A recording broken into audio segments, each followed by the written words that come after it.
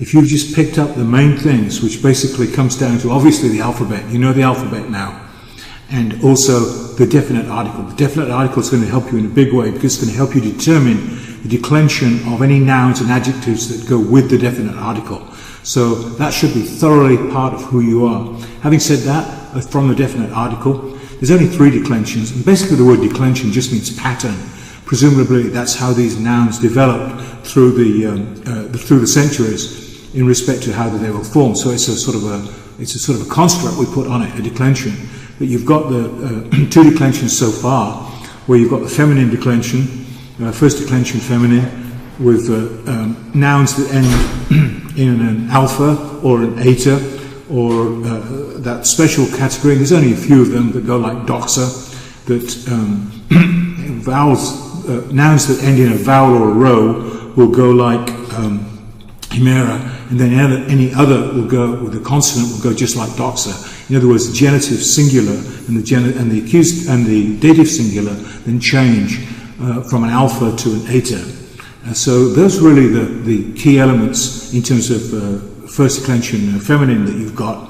And you can notice that if you look at the plurals of the genitives and the datives, they're exactly the same. It's own, ois, and so forth. So therefore that's going to help you as you look, you see patterns in those. The same's true with the first declension masculine that you've got, and also then first declension neuter, which I put down, ergon and logos.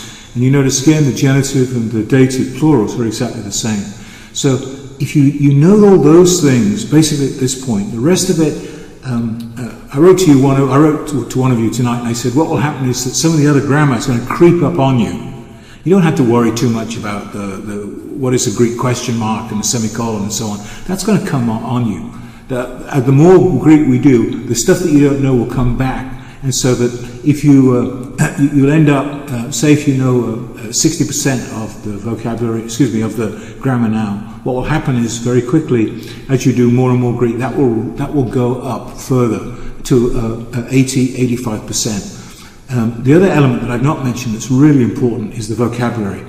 The more you keep up with the vocabulary of what you get each week, and what I suggest you do is, I used to do this years and years ago, is get the vocabulary, write it out 3 times, saying what the word is, and so forth, logos word, spell it out, be as audible as you can, shout it out, don't let your kids see you or your spouse see you doing this because I think you're crazy. And then after doing that 3 times of writing it out and audibly speaking it as you write, then try and remember it. What you remember is you'll probably get about 60 or 65% of the vocabulary words, and then you can go over the ones that you can't remember. A lot of them are easy to remember anyway because they're either cognates or they've got very close associations. Or I said this before, I think, use memory techniques. I use these, I've done them all the time, done it for years and years. So please use that, keep up with the vocabulary because it gives you confidence. Because when you're doing translation, what you need to do is to be able to not be looking always in the back of the book with the dictionary, because you'll be doing that enough to look what words mean. But if you see a word, you recognize it, that gives you confidence, you go ahead in your translation.